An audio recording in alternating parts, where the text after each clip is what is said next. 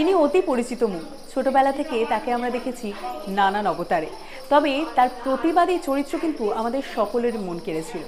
আজকে এমনই একজন অভিনেত্রীর বাড়িতে আমরা চলে এসেছি বাগদেবীর আরাধনায়। আর এই মুহূর্তে নিশ্চয়ই দেখতে পাচ্ছেন যে কার বাড়িতে এসে গিয়েছি। চলুন দেখিনি কিভাবে সেজে উঠেছেন এখানে মা সরস্বতী। তার সঙ্গে একটু জেনেও নেওয়া যাক তার ছোটবেলাকার কথাও। আসুন আমার সাথে।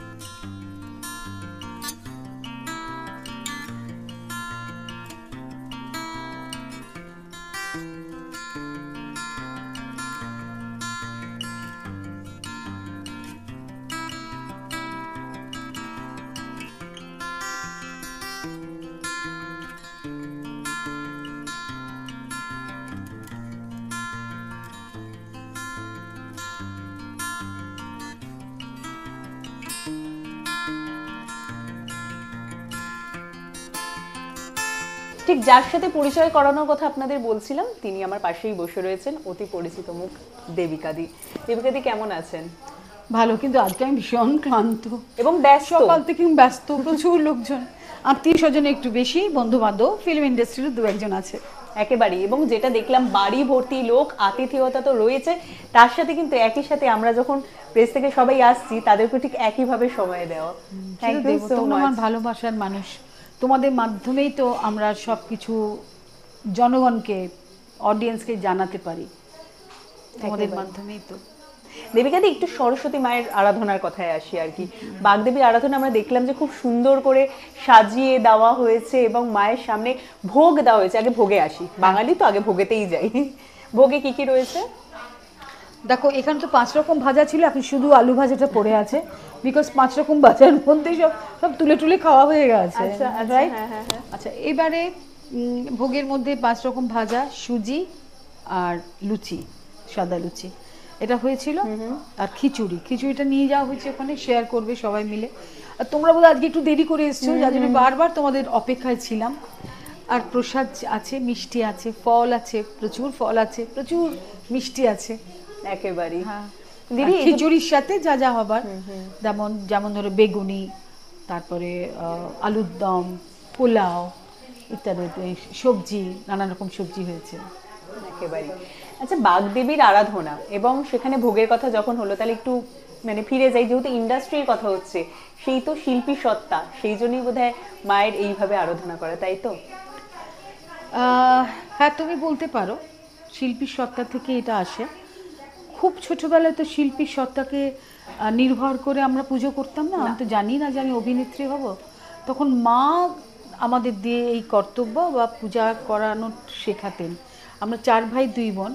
কাজেই আমাদের বড়দা, মেজদা, ছোটদা, আমাদের এজ ডিফারেন্স অনেকটা, কিন্তু মা প্রত্যেককে দিয়েই কিন্তু সরস্বতী পূজাটা করাতেন। মানে আমরা সবাই থাকতাম, সবার উপর দায়িত্বভার রয়েছে। হ্যাঁ, এক্স্যাক্টলি।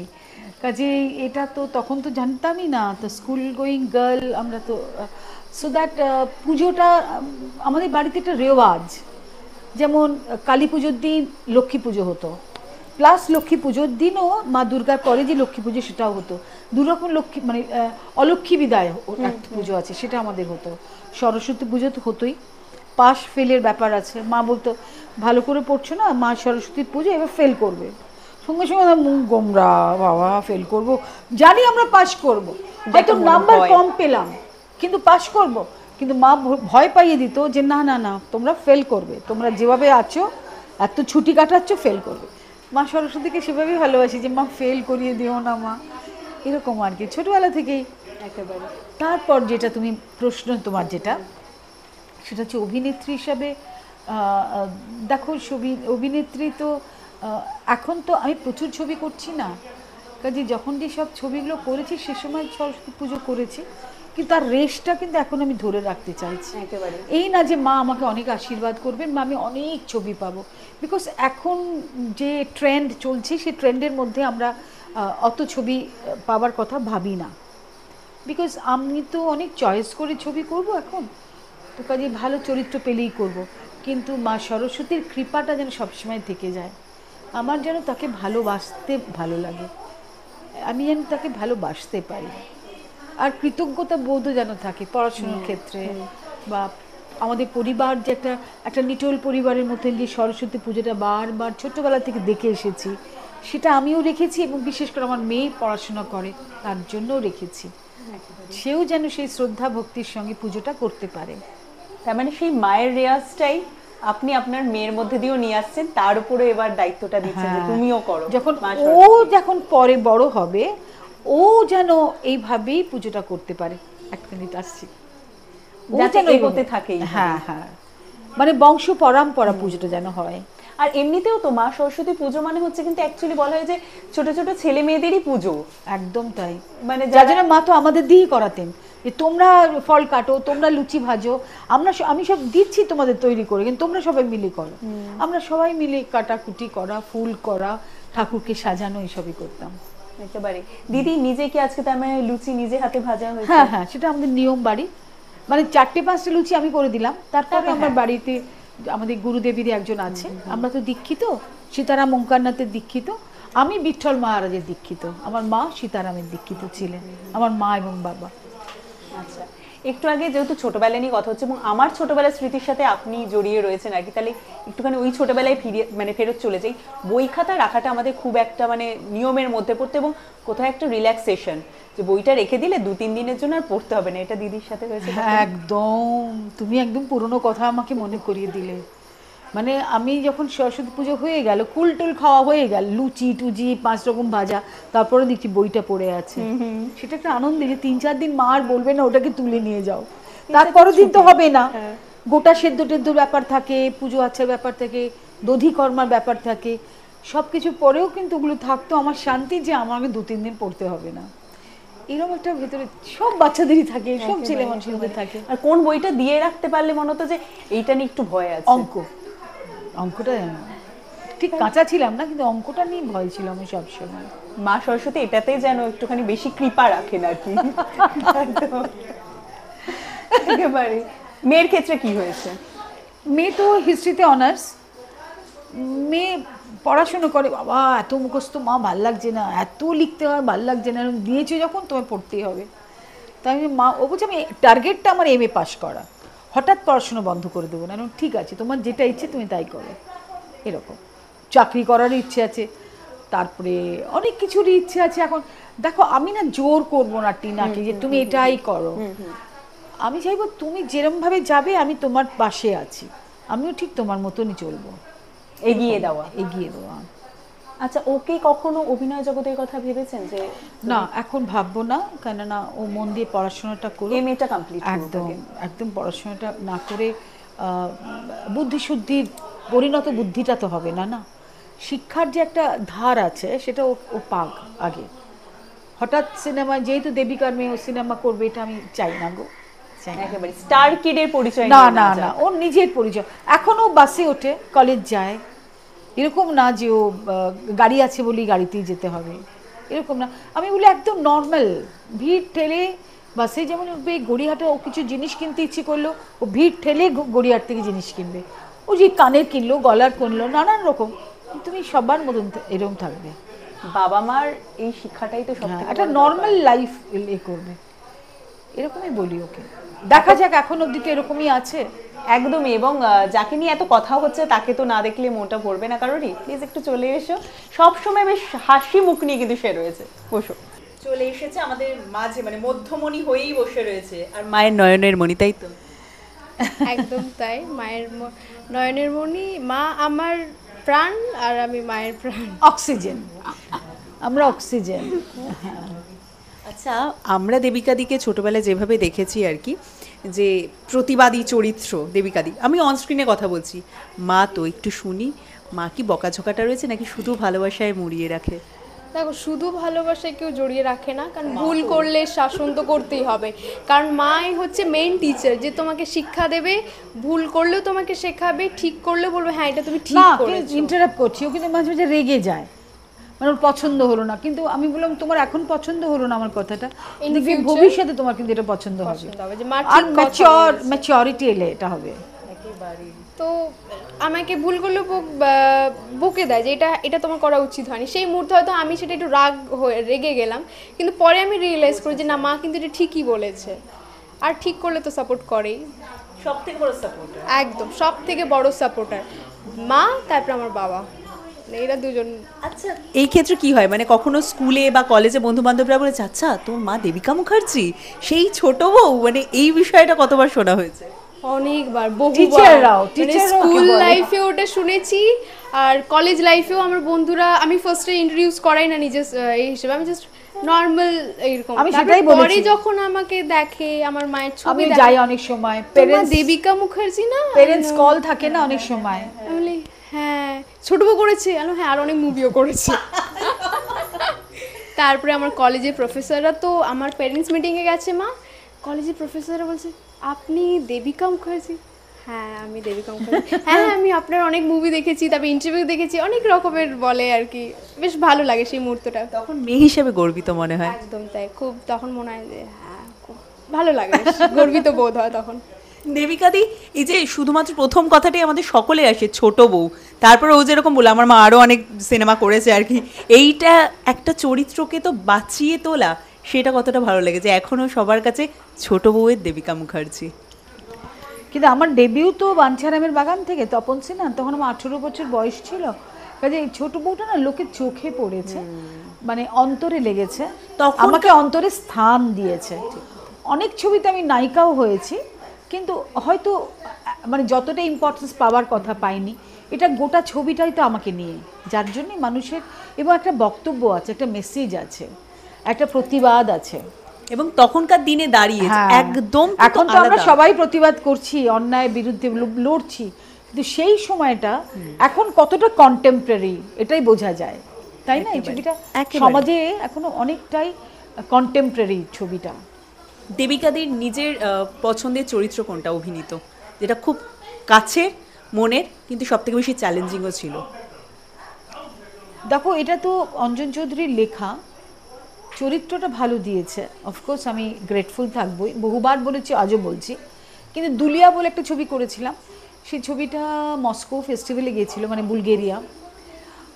সেই ছবিটা করতে গিয়ে আমার অন্যরকম অনুভূতি হয়েছে, বিকজ একটা প্রেগনেন্ট মেয়ে, সে আস্তে আস্তে আস্তে আস্তে প্রেগনেন্ট, মানে 9 মাস অবধি হলো, তার যখন 1 মাস 2 মাস তখন থেকেও গল্পে বলছে আমি প্রেগনেন্ট, কিন্তু সে একটা সাঁওতাল মেয়ে, তার প্রেগনেন্সিটা যখন বুঝতে পারলো যে এবার আমার একটা হাসপাতাল দরকার, একটা কোনো ভালো ডাক্তার দরকার, আমি দাইয়ের কাছে বাচ্চা প্রসব করাবো না, সেই যে ফিলিংসগুলো একটা মেয়ের মধ্যে এলো, এবং সেটা যে আমি একটা গ্রাম থেকে, প্রত্যন্ত গ্রাম, মানে একেবারে যেটা আন্ধেরা, মানে আমাদের ওই কি ল্যাম্প বলে, লণ্ঠনের, সেই বাড়ির বউ আমি, সেই বাড়ি যখন কলকাতা মেদিনীপুরের হসপিটালে এলো, ছবিটাতে লোকে দেখেছে কম, দুলিয়া সৈকত ভট্টাচার্যের, কিন্তু এই বিষয়টা আর অভিনয় করতে আমার, মানে তখন বয়সটা অল্প ছিল, আমার বড্ড ভালো লেগেছিল, মানে আমার অনুভূতিগুলো যেন মনে হচ্ছে খুব স্ট্রং, ভেরি স্ট্রং অনুভূতি।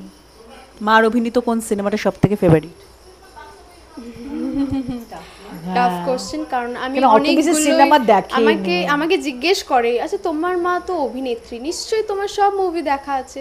আমি তখন একটু ইতস্তত বোধ করি, আমি হ্যাঁ, তারপরে বলছি না আমি কিন্তু কিছু কিছু মুভি দেখেছি, ছোট বউ দেখেছি, বাঞ্ছারামের বাগান দেখেছি, বাঞ্ছারামের বাগানে যা অ্যাক্টিং করেছে, আর একটা অ্যাকসেন্টে বোধহয় কোনো কথা বলেছে যেগুলো সবাই শুনে অবাক, বাবা এরকম ডায়লগ দিয়েছে, এরকম। বাঞ্ছারামের বাগান কাল্ট একদম।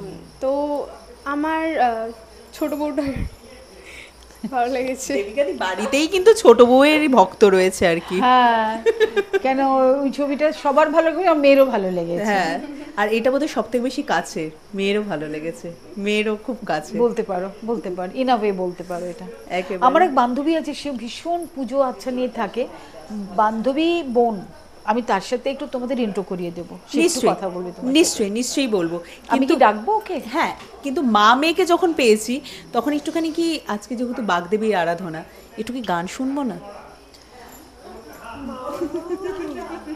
আমাদের বললে তাহলে আমরা একটা গান প্রিপেয়ার করে রাখতে পারতাম। সখী ভাবনা কাহারে বলে, সখী যাতনা কাহারে বলে, তোমরা যে বলো দিবস রজনী, ভালোবাসা ভালোবাসা, সখী ভালোবাসা কারে কয়, একে কেবলই যাতনাময়। আজ সকাল থেকে এত কথা বলেছি, উপোস করেছি, তার মধ্যে একটু গিয়ে দিলাম। থ্যাংক ইউ সো মাচ দিদি, এবং বরাবরের মতোই যে মানুষটা মন থেকে এতটা ভালো সেটা তার মুখের ঝলকেই বোঝা যায়, এবং গানের গলা দিয়েও বুঝলাম আজকে। Thank thank you you. So much Debika di. বাড়িতে প্রচুর অতিথি, মাকে তো আটকে রেখেছি, তোমাকে তো আর আটকে রাখা যায় না। এবং দিদি আপনি বলছিলেন একজন বান্ধবীর সাথে আপনি আলাপ করাবেন, একটু আলাপটা তাহলে করে মানে নিবার। হ্যাঁ প্লিজ, কেননা ও খুব ঈশ্বর বিশ্বাসী, প্রচন্ড পূজা আচ্ছা করে, আর আমাদের কনভারসেশনটা শুরু হয় কিন্তু ঈশ্বর দিয়ে। তাহলে ডেকে নেওয়া যাক তাকে। হ্যাঁ একবার আপনার বান্ধবী চলে আমার এসেছে। বান্ধবী এসে গেছে, ও খুব ঈশ্বর বিশ্বাসী, আমরা সবাই খুব ঈশ্বর বিশ্বাসী, কিন্তু ওর সাথে আমার ঈশ্বর নিয়ে অনেক রকম ধরনের কথা হয়। আমি অনেক অভিজ্ঞতা শেয়ার করি, ওর অভিজ্ঞতা শেয়ার করে। ওর নাম অনিন্দিতা। আচ্ছা নমস্কার। আচ্ছা অনিন্দিতা দি, পরবর্তী কথায় তো আসছি, এবং দেবিকা দি যখন বলছে যে আমার খুব ভালো লাগে, ও খুব ঈশ্বরে বিশ্বাসী, এই জায়গাটা আমি একটু শুনবো। অ্যাকচুয়ালি আমি ছোটোবেলা থেকেই খুব ঠাকুর দেবতা নিয়ে ভালোবাসি। ইভেন আমি তো খুব জয়েন্ট ফ্যামিলির মেয়ে, তো বাবাদের প্রত্যেকের জ্যাঠাদের জেঠুদের কাকাদের সবার একটা করেই ঘর থাকতো, তো অবভিয়াসলি আমারও একটাই ঘর ছিল। তো ছোট তখন আমি একদমই ছোট, আমার মনে আছে আমি পড়ার টেবিলের তলায় ছোট্ট ছোট্ট ঠাকুর বসিয়ে রাখতাম। এটাও আর- বলেছিলাম। হ্যাঁ, আর আমি না ওই খেলার ছলে ছলে ঠাকুরকে নিয়ে আমি পুজোও করতাম। মানে আমার এটা ছোটোবেলার থেকে ইনবর্ন আমারটা হয়ে গেছে ঠাকুর, আর আমি ভীষণভাবে ঠাকুর বিশ্বাসী। কারণ আমি আমার লাইফে অনেক কিছু দেখেছি যেটা আমি হয়তো কাউকে শেয়ার করে যেটা আমি হাল পাইনি, সেটা আমি কিন্তু ঈশ্বরকে একজনকে খালি ডেকে, বলি, সেটা মন দিয়ে হচ্ছে ডেকে। আমার রাধা মা। আমার রাধা মার কাছে আমি যখন যেটা আমি কেঁদে বলি যে মা তুমি যখন আমাকে এত দুঃখ দিচ্ছ, তখন সইবার ক্ষমতাটাও দিও, যাতে আমি কাউকে আঘাত না করি। আমাকে লোকে আঘাত করছে ঠিক আছে, যেটা আমি যেন নিতে পারি, কিন্তু আমি যেন কাউকে আঘাত না করতে পারি, আমার কারণে যাতে কারো চোখের জলটা না পড়ে। আমার এই জন্য কত ভালো লাগে ফিলিংসগুলো এরকম এতটা স্ট্রং। আমার জন্য যেন কারো চোখের জলটা না পড়ে। আমাদের ছোট বউ, মানে আমার খুব ভীষণ কাছের, আমার এভারগ্রিন ট্যালেন্টের দিদি, যখনই কিছু প্রবলেমে পড়বে সঙ্গে সঙ্গে আমাকে ফোন, অনিন্দিতা জানিস তো এটা একটা হয়েছে, এরকম একটা ঘটনা হ্যাঁ, ঘটেছে। এরকম একটা এটা হয়েছে, আমি কি করবো বলতো? তাহলে শোনো, তুমি কিচ্ছু করবে না, তুমি ইগনোর করো ব্যাপারগুলোকে, আর তুমি খালি ভাবো তুমি দেবিকা মুখার্জি, তোমার একটা পজিশন আছে। না হয়তো কেউ কোনো কষ্ট দিয়ে কথা বলেছে, আমি নিতে তুমি- পারছি না, হ্যাঁ, ছটফট করছি। তুমি ওকে ফোন আজকে করলাম। যাদের হিরোইন ছিলে তারা কিন্তু প্রচুর বড় মাপের হিরো, তাদের হিরোইন ছিলে। এরকম করে আমাকে বলে আবার তাদের, ভীষণ হ্যাঁ, motivate করে। তাদের নাম আমার মুখে নিতেও আমার মানে আমি তো ভীষণ রেসপেক্ট করি, যেমন বুম্বাদা, চিরঞ্জিত দা, মানে আরও তাপস পাল। তাপস দা, উনি এখন নেই। হ্যাঁ, আমি যে তুমি নিজেকে এত ছোট কেন ভাবছো? তুমি যাদের সাথে কাজ করেছো তারা আজকে কত উঁচুতে রয়েছে, তুমি নিজেকে এত কেন নিজের নিচে নামছো? হ্যাঁ, এটা ঠিক, তোমার হাজবেন্ড, আমাদের অনেকের ঘরে একটা মেল ইগো ব্যাপার থাকে, ঠিক আছে, তোমার ঘরেও ছিল, আমার ঘরেও আছে। কোনো একটা কারণে হয়তো ফিল্ম ইন্ডাস্ট্রি থেকে তুমি দূরে ছিলে, তার মানে এই নয় যে তুমি তোমার লাইফটা তুমি ভুলে গেছো, তুমি কি ছিলে, মানুষ তোমাকে এখনো কিভাবে চেনে, কি নামে তুমি চেনে, তুমি সেটা ভুলে যেও না। হ্যাঁ তুই ঠিক বলছিস, আলাম তাহলে তুমি যাবে না ওখানে? না তাহলে আমি যাবো না ওখানে। এরকম ওর কোনো প্রবলেম হলে ও বলে দিদি আমার এই প্রবলেমটা হচ্ছে, কি হবে? আমি আবার ওকে বলি এটা নিয়ে এটা করে না ভেবে এইটা ভাবতো। ও তখন মন দিয়ে শুনে, কাজেই না এই জন্য ইন্টিমেসিটা আমার সঙ্গে ওর গ্রো করে গেছে, কারণ মেন্টালিটিটা ম্যাচ করছে কোথাও একটা গিয়ে, Exactly. এবং ওই ভাইবসটা ম্যাচ করে। আচ্ছা আমি একটু জিজ্ঞাসা করবো যে দেবিকাদির কোন জিনিসটা সব থেকে বেশি ভালো লাগে? ডেফিনেটলি দেবিকাদি এতটা হাম্বেল একজন পার্সন, সেটা আমরা সবাই জানি। এটা তো আমি ভীষণভাবে বলবো, দেখো আমি ইন্ডাস্ট্রি লাইনে ছিলাম, একটা সময় আমি ছিলাম, আমার সাথে অনেকের পরিচয় আছে, ইভেন এখনও আমার সাথে অনেকের ছোটোখাটো ফিরিয়াল মাধ্যমে আমার সঙ্গে অনেকের পরিচয় ছোট টরিচয় করে আছে। বল, ছোট করে বল হ্যাঁ, কথা। বাট দেবিকা দি মধ্যে এই যে ব্যাপারটা, অ্যাটিটিউড, অহংকার একদম নেই, একদমই নেই। আর যেটা আমাকে ভীষণভাবে কাজে টেনেছে। আমাকে ওর ওর ওই ব্যাপারটা, ধার্মিক ব্যাপারটা কাছে টেনেছে। দিদিও কি ছোটবেলা থেকে ঈশ্বরে বিশ্বাসী আমি প্রচন্ড? ঈশ্বরে বিশ্বাসী, কারণ আমরা তো দীক্ষিত পরিবার, আধ্যাত্মিকতার মধ্যে দিয়ে প্রথম থেকেই তো আমরা সীতারাম ওঙ্কারনাথে তো দীক্ষিত। আমি বড় হয়ে অনেকটা অনেকটা বড় হওয়ার পরে বিঠ্ঠল মহারাজের কাছে, কিন্তু আমার মা বাবা দাদারা বৌদিরা সব সীতারাম ওঙ্কারনাথ। দেবিকাদি একই মুহূর্তে মেয়ে, মানে সেও বন্ধু এবং ঈশ্বরে বিশ্বাসী বন্ধু, যার সাথে হ্যাঁ। মেন্টালিটি ম্যাচ করছে, দুই বন্ধুর সাথে আর কি কথা হলো। কিন্তু যেটা আর কি ক্যামেরার ওপারে যারা এক রাস বন্ধু হিসেবে বসে রয়েছেন আপনাকে দেখার জন্য, আপনার দর্শক বন্ধু মানে বন্ধুরা অনেক দিন ধরে অপেক্ষা করছেন, তাদের জন্য কিছু সুসংবাদ রয়েছে? আজকে তো একটা শুভ দিন, মা সরস্বতীর পুজো। তো এই দিনকে আমি এটাই বলবো যে প্রত্যেকে, এটা তো শান্তির প্রতীক, মা সরস্বতী বিদ্যার প্রতীক, বিদ্যা দেন, এটা যেমন সত্যি জ্ঞান। কিন্তু শান্তিরও, জ্ঞান, বুদ্ধি, বুদ্ধি। সৎ বুদ্ধি, ভালো বুদ্ধি, যাতে চলার পথে মানুষ অনেক এগিয়ে যায়। আমি একটা কথাই বলবো, প্রত্যেকটা পরিবারে যেন শান্তি থাকে, শান্তির বড় অভাব, শান্তি যেন থাকে, খুব পিসফুল লাইফ যেন মানুষ তৈরি করতে পারে নিজেরা নিজেদেরকে দিয়ে, এটাই আমার একটাই বার্তা। আর কাজের দিক থেকে আপনাকে কি পরবর্তী সময় অন্য কোনো কাজে আমরা পেতে চলেছি? কোনো কথা মানে হয়েছে? কথা তো হচ্ছে, বাহ। কিন্তু এই মুহূর্তে তো আমি বলবো না, যত না, না। দিন না শুটিং করব তখন আমি প্রেসকে নিশ্চয়ই জানাবো। থ্যাংক ইউ সো মাচ দেবিকাদি, আমরাও সেই সময়ের অপেক্ষায় রইলাম এবং কিন্তু আজকে করবো তো নিশ্চয়ই, কাজ তো আমি করবোই, তবে ভালো কাজ করব, বেছে কাজ করব। তার কারণ সে আগের ছাপটাই তো পরবর্তী সময়ে অভিনয় একদম রাখতে ঠিক হবে। বলেছো, ঠিক তাই। থ্যাংক ইউ সো মাচ, ভালো থেকো। থ্যাংক ইউ দেবিকাদি, এবং অনেক শুভেচ্ছা, ভালোবাসা আপনাদের। নিশ্চয়ই। আর এরম ভাবেই যেন সকলে আমরা খুব শুভ বুদ্ধি নিয়ে এগিয়ে যেতে পারি, এমনটাই শুভেচ্ছা জানালেন দেবিকাদি, আমরা শুনলাম। আর বাগদেবী তো আমাদেরকে সৎ বুদ্ধি, সৎ জ্ঞান দেন, সেটা নিয়ে যেন জীবনে আমরা সত্যি মানুষের মতো মানুষ হতে পারি। আপনাদের এই আড্ডাটি কেমন লাগলো অবশ্যই জানাতে ভুলবেন না, এবং কমেন্টে অবশ্যই জানাবেন কেমন লাগলো, তার সাথে সাবস্ক্রাইব করতে ভুলবেন না আমাদের চ্যানেল।